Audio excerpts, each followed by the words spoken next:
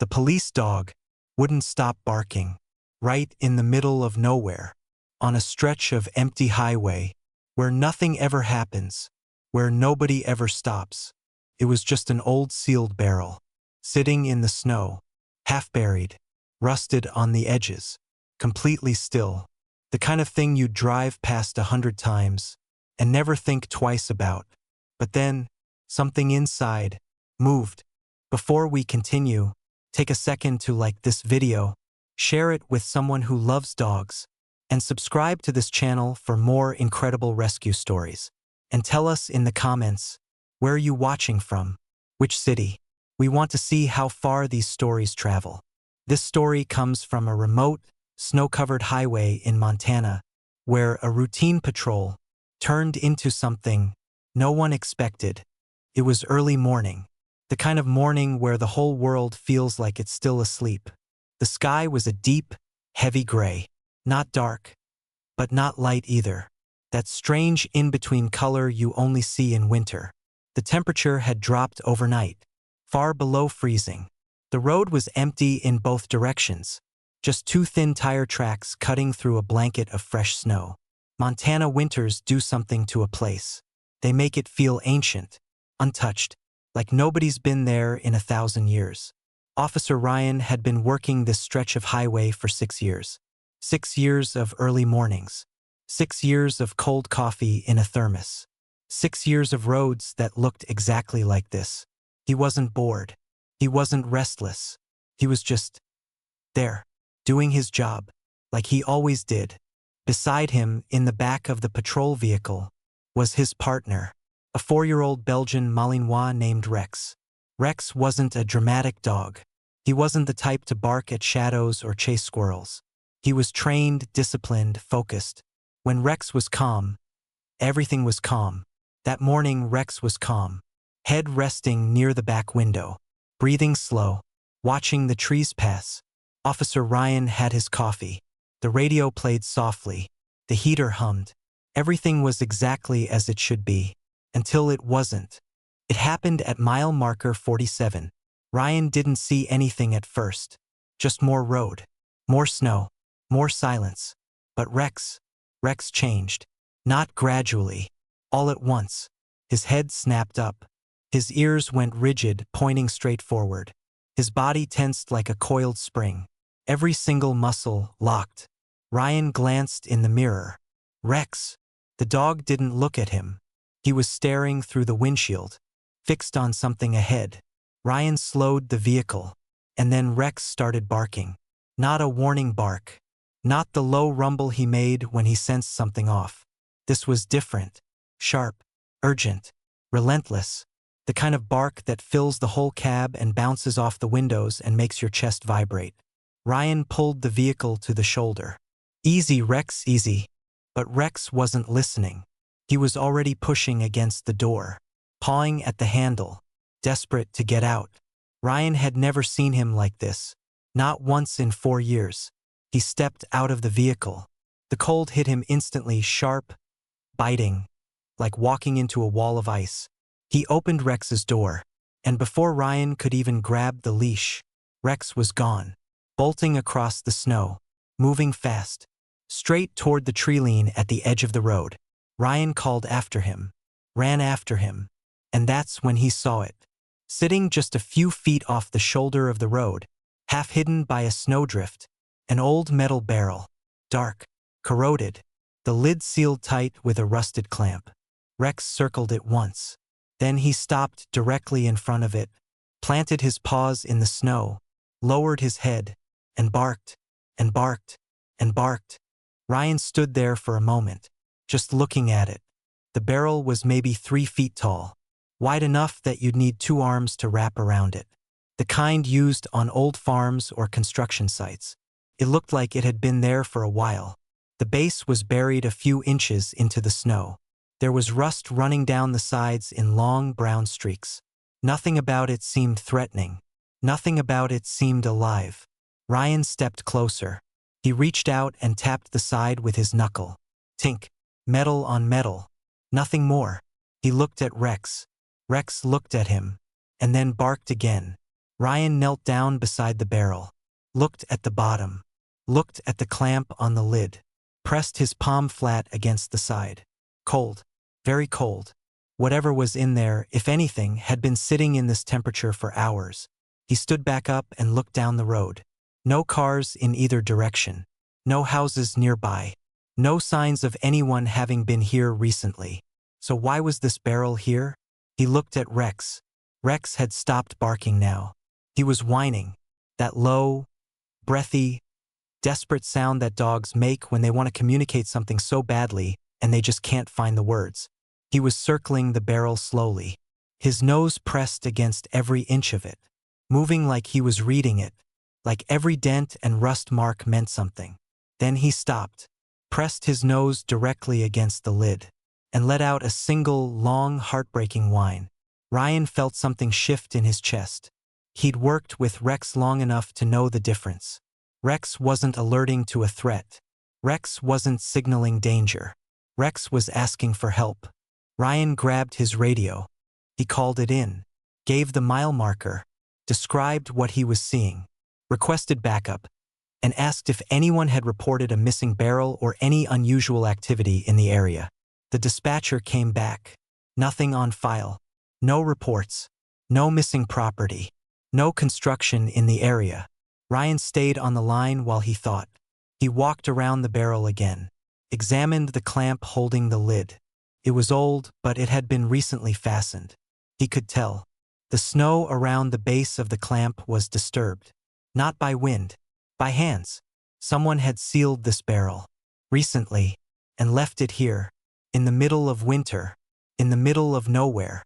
Ryan crouched down again, pressed his ear against the cold metal. He held his breath, closed his eyes, listened.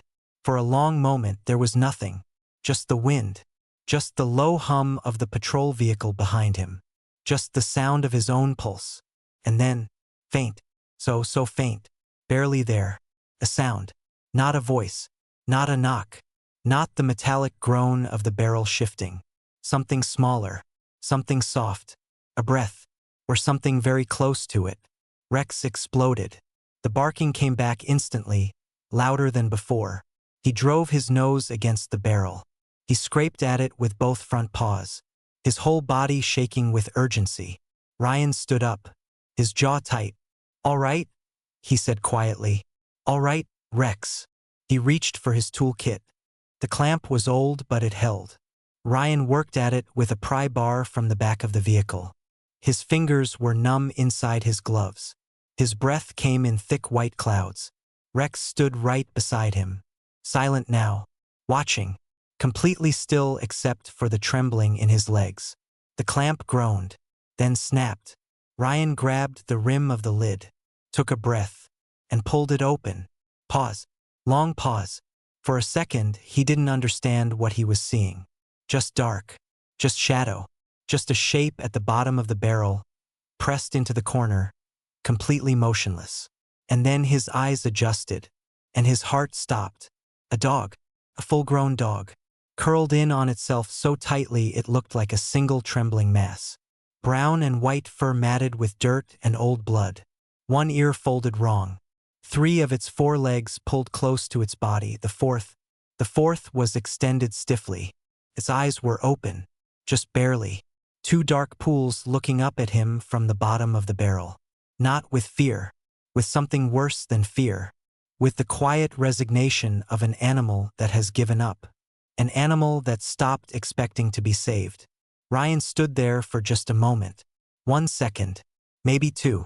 And then he moved. He reached both arms down into the barrel. Gently, so gently. The dog didn't flinch, didn't growl, didn't make a sound. It just looked at him. Ryan lifted it out carefully, one hand under its chest, one under its hindquarters. It weighed almost nothing. He pulled it against his jacket and turned toward Rex. Rex was standing perfectly still, his eyes on the dog. He leaned forward slowly and pressed his nose gently to the dog's face.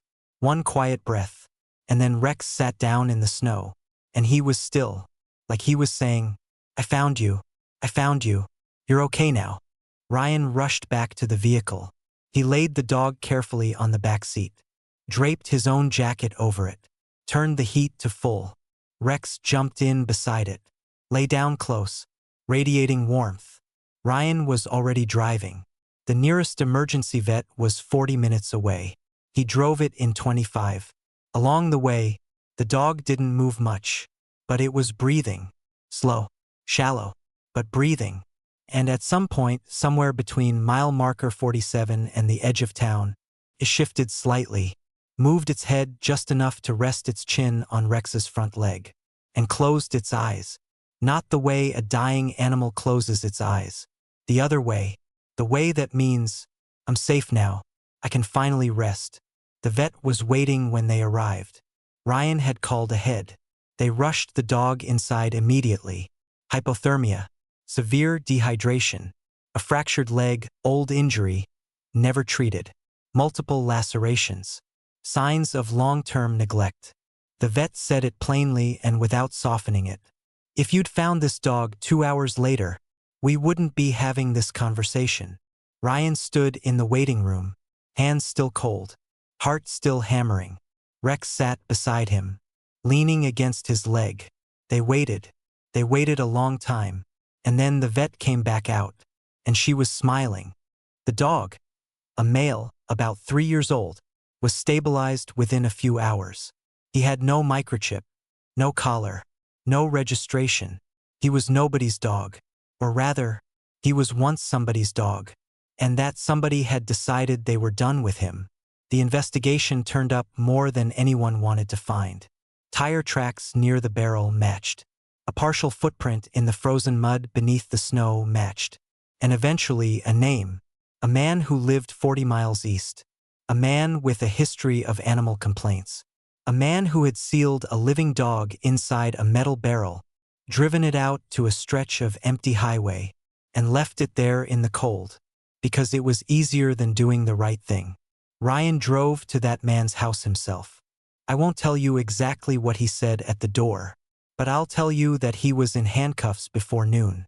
The dog spent 2 weeks recovering at the vet's office. His leg was set and casted.